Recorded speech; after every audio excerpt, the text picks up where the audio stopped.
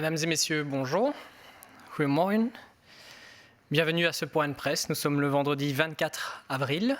Nous sommes là pour vous informer. Nous espérons que vous vous portez au mieux. Avant de débuter, comme vous le voyez certainement, Emmanuel André n'est pas présent aujourd'hui. Il a en effet souhaité, pour des raisons personnelles et des raisons professionnelles, se retirer quelque peu de cette fonction de porte-parole interfédéral. Il va bien sûr continuer à travailler pour le bien commun. Il a souhaité se concentrer à l'avenir sur son rôle de médecin, en fait, de médecin et de chercheur dans les différents groupes de travail qui sont aujourd'hui occupés encore à travailler pour les étapes qui nous attendent et ces prochaines étapes pour gérer cette pandémie. Pour vous, l'information continue. Tous les canaux qui sont ouverts continuent et on sera toujours disponible et présent pour vous informer en continu de la situation et de ces semaines qui nous attendent. Je vais directement passer la parole à Steven Van Gucht qui va nous présenter la situation au niveau de la santé publique. Goedemorgen iedereen. Ik ga u de cijfers van 23 april presenteren. De afgelopen 24 uur zijn er 210 nieuwe patiënten opgenomen in het ziekenhuis. 322 hebben het ziekenhuis mogen verlaten. Dat brengt het totaal aantal patiënten in onze ziekenhuizen op 4.355.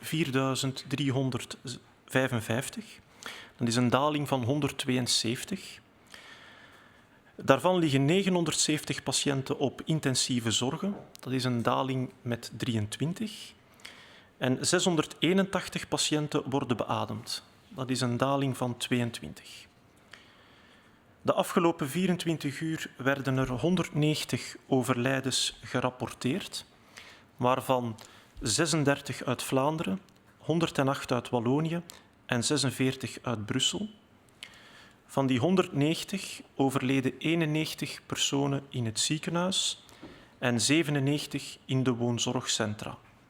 Van die 97 overlijdens in de woonzorgcentra waren er 36% bevestigd via een laboratoriumtest.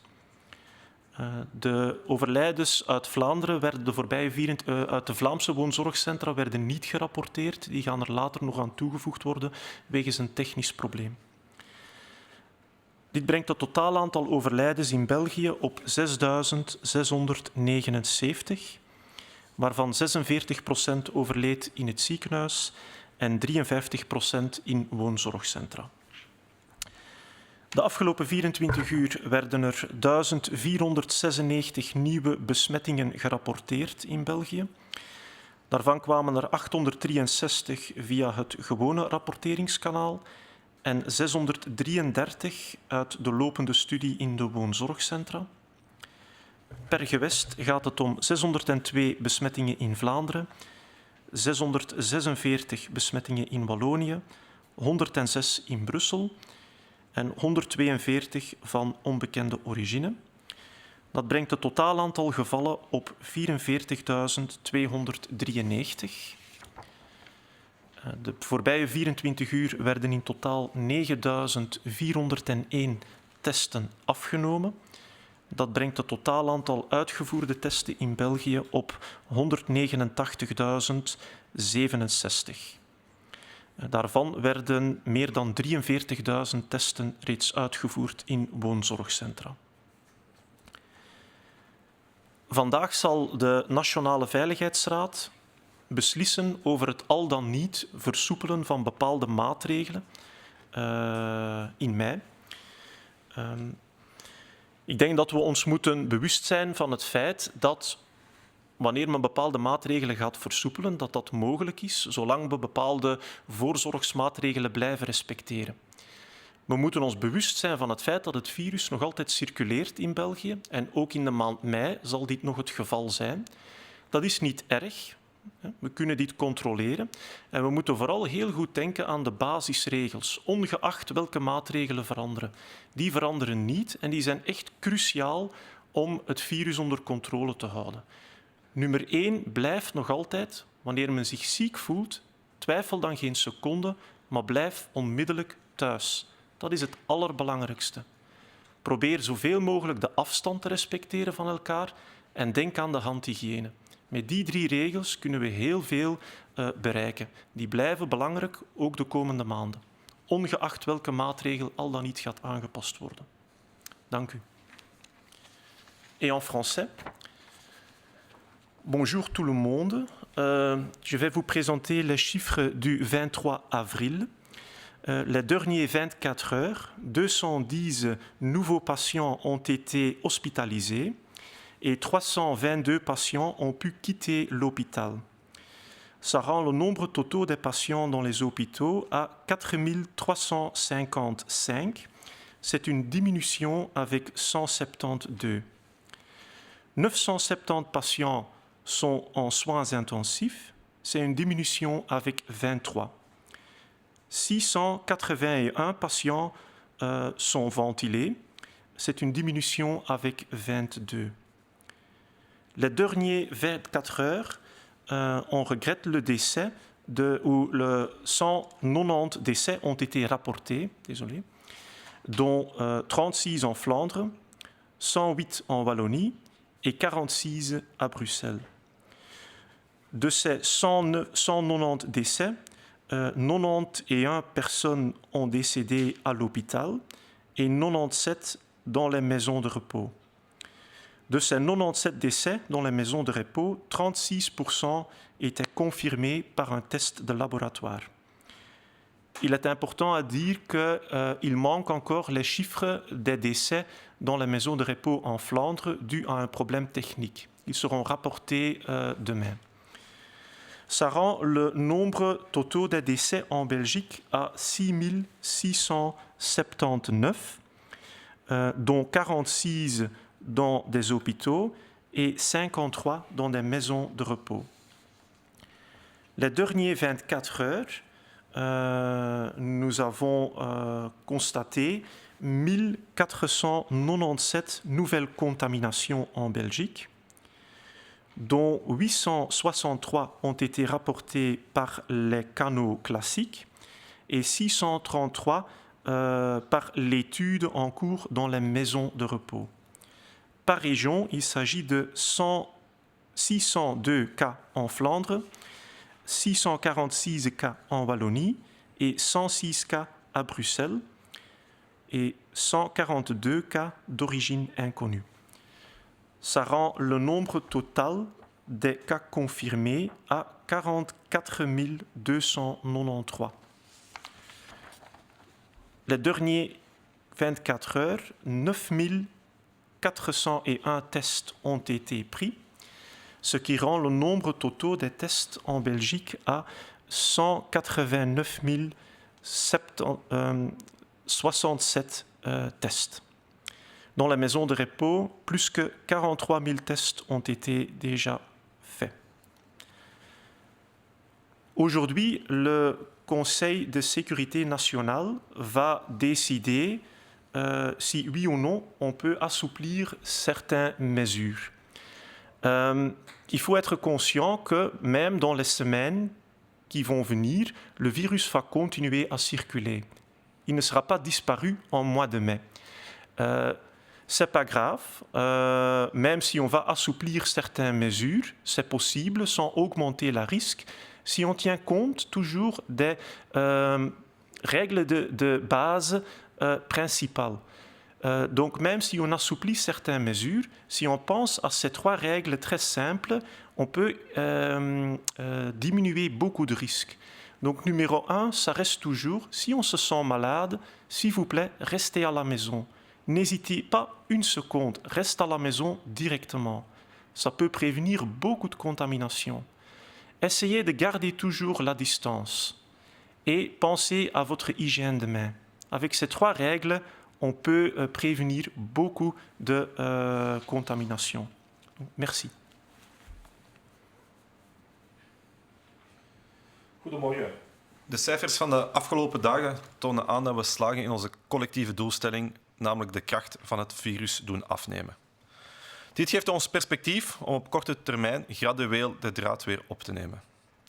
Zoals Steven al heeft aangehaald, is het virus echter nog steeds aanwezig in onze samenleving en dat zal zo ook de komende weken en maanden blijven. We zullen dus moeten leren omgaan met deze nieuwe realiteit. Voor de gezondheid van ons allemaal is het van belang dat we leren leven met de aanwezigheid van het virus en ons gedrag en gewoontes hieraan aanpassen. De afgelopen weken hebben we door het naleven van de coronamaatregelen een veilige omgeving gecreëerd. In eerste plaats in onze eigen woning, maar ook in onze werkomgeving. Deze positieve attitude heeft ervoor gezorgd dat de curve is afgevlakt. We gaan de komende weken stapsgewijs deze veilige huiselijke omgeving trachten uit te breiden.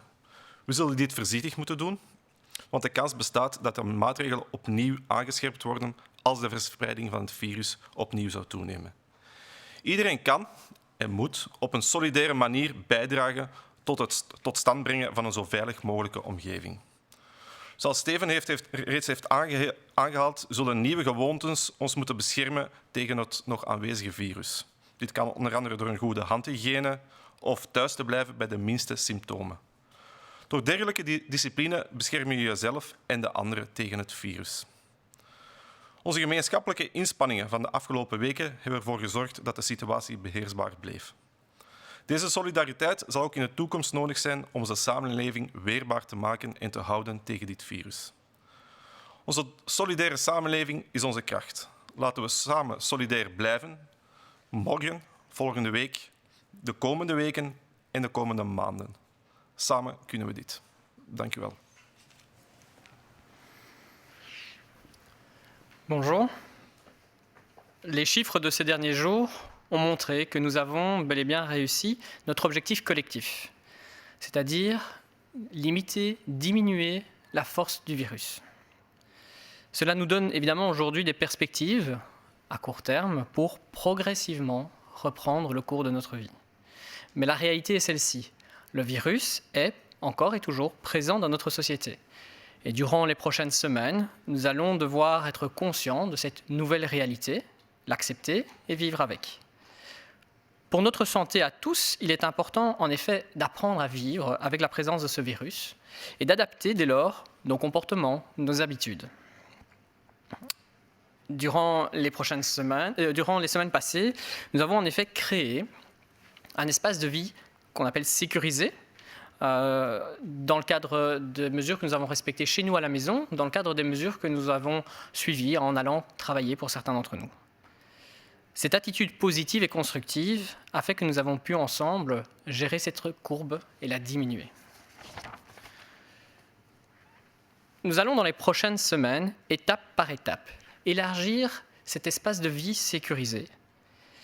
Nous allons devoir aborder cela avec prudence, car il est vrai que le risque existe, que les mesures renforcées qui sont prises maintenant pourraient être reprises si jamais la propagation du virus augmente de manière exponentielle. Chacun doit donc agir de manière solidaire pour construire ensemble ce nouvel espace de vie sécurisé. De nouvelles habitudes vont être prises. De nouvelles habitudes vont nous protéger en effet contre ce virus. Et Steven Van Gucht l'a encore répété, les réflexes de santé publique essentiels resteront notamment cette hygiène des mains et aussi le fait de s'isoler immédiatement dès qu'on a les premiers symptômes. Ce sera grâce à cette discipline personnelle et collective que nous allons pouvoir nous protéger et protéger les autres. Nos efforts communs de ces dernières semaines nous ont permis de rendre la situation gérable pour les hôpitaux et pour les professionnels de soins de santé. Cette solidarité, nous allons encore en avoir besoin à l'avenir pour pouvoir construire ensemble une communauté résiliente face à ce virus. Notre solidarité et notre société solidaire telle que nous la vivons depuis plusieurs semaines est notre force. Restons donc solidaires contre ce virus, aujourd'hui, demain, la semaine prochaine, dans les prochaines semaines, car nous savons qu'ensemble, nous pouvons le faire. Merci. Nous allons passer à quelques questions reçues de journalistes aujourd'hui. Près de 2 semaines sont passées depuis le week-end très chargé de Pâques. Observe-t-on cela dans les chiffres ? Était-ce statistiquement attendu qu'un effet soit visible ?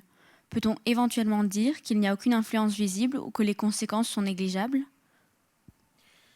Ce qu'on voit dans les chiffres est qu'il y a une tendance à la baisse, déjà depuis plusieurs jours, ce qui est très bien.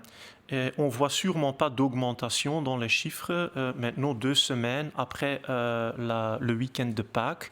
Bien sûr, on ne peut pas être sûr que si on aurait resté plus à la maison, peut-être les chiffres seraient un peu plus bas maintenant, c'est difficile à dire, mais sûrement on ne voit pas d'augmentation. Donc je pense que l'impact est vraiment très limité.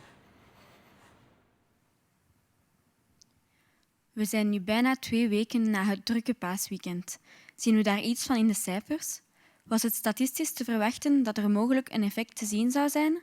En kunnen we eventueel stellen dat er geen invloed te zien is of dat de gevolgen verwaarloosbaar zijn? We zien de voorbije dagen vooral een dalende trend in de cijfers. Dat is goed, dat is ook wat we verwachten, dat is wat we nodig hebben. We zijn nu 2 weken na het paasweekend en er is geen sprake van een stijging in de cijfers. Dus ik denk dat wat dat betreft de impact zeer beperkt is geweest. Natuurlijk, we kunnen niet 100% zeker zijn dat indien tijdens het paasweekend mensen meer hadden thuisgebleven, niet waren samengekomen, misschien zouden de cijfers iets lager gelegen hebben nu. Dat kunnen we eigenlijk onmogelijk bepalen. Maar een stijging zien we niet. Dus de impact daarvan is waarschijnlijk heel beperkt geweest. Heeft een stoffen masker een bepaalde levensduur? Mag dat soort masker een hele dag worden gedragen zonder het te vervangen? Wel, een levensduur erop plakken is moeilijk. Het hangt een beetje af van welke stof men gebruikt. Zo'n stoffen masker kan gemaakt worden uit verschillende soorten stof. Het belangrijke is dat die maskers kunnen hergebruikt worden. Ze kunnen gewassen worden in de wasmachine op 60 graden, een half uur. Dat is voldoende om het virus af te doden. Men kan ze ook afkoken in een pot. Dat is voldoende ook om het virus af te doden. En dit kan men eigenlijk blijven doen zolang de integriteit van dat masker behouden blijft. Zolang de stof van goede kwaliteit blijft, zou dat geen probleem mogen zijn. Ik kan daar moeilijk echt een bepaalde einddatum op plakken. Mensen zullen dat zelf een beetje moeten beoordelen. In principe kan zo'n masker een hele dag gedragen worden, zolang dat het niet nat wordt, niet bevuild is. Kan men dat blijven dragen en dan 's avonds ergens in een wasmand of in een zak leggen. Het is ook aan te raden om verschillende maskers in huis te hebben. Zo hoeft men niet elke dag het masker te gaan wassen en steriliseren. En kan men eventueel na enkele dagen een was doen om de maskers allemaal klaar te maken voor de komende dagen.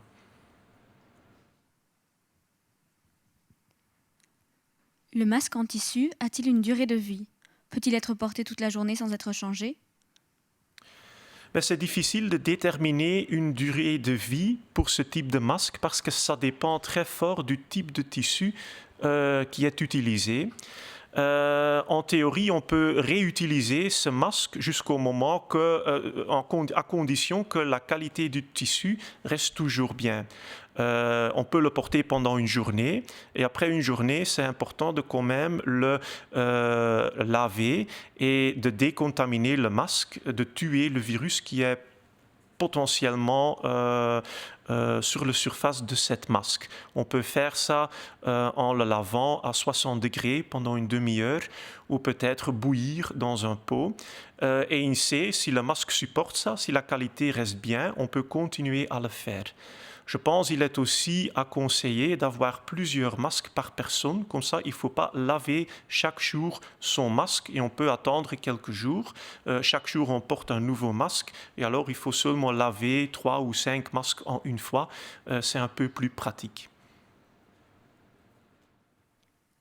Faudrait-il définir un seuil d'admission aux soins intensifs et d'hospitalisation pour permettre de passer les différentes étapes du déconfinement?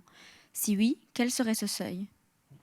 Je ne peux pas donner des commentaires sur le seuil spécifique, mais c'est vrai que la capacité des soins intensifs est un paramètre très important. Parce qu'il faut à tout moment pouvoir garantir qu'il y a assez de capacité dans les soins intensifs. Si on ne peut pas garantir ça, ça veut dire que parfois il y aura des personnes qui ne peuvent pas recevoir les soins nécessaires et qui vont peut-être mourir parce que la capacité est insuffisante. Et ça, c'est quelque chose qu'on veut éviter à tout prix.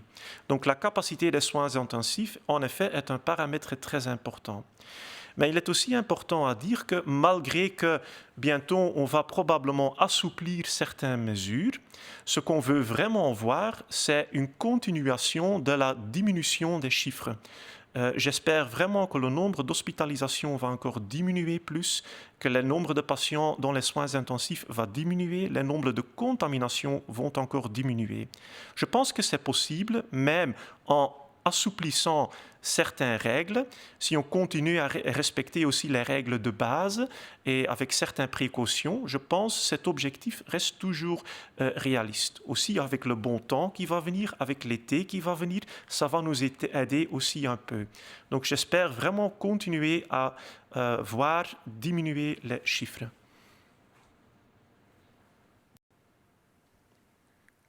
Moet er een drempel worden vastgelegd voor opnames in het ziekenhuis en in de intensieve zorgen, wanneer de maatregelen worden afgebouwd? Zo ja, wat zou deze drempel dan zijn? Wel, ik kan op dit ogenblik geen commentaar geven over een specifieke drempel betreft het aantal opnames op intensieve zorgen. Maar het klopt wel dat dit een van de belangrijkste parameters is in de aanpak van de crisis. We moeten ten allen tijde kunnen garanderen dat er voldoende capaciteit is op de intensieve zorgenafdelingen. Wanneer die capaciteit zou dreigen te overschreden worden, dan moeten we ingrijpen.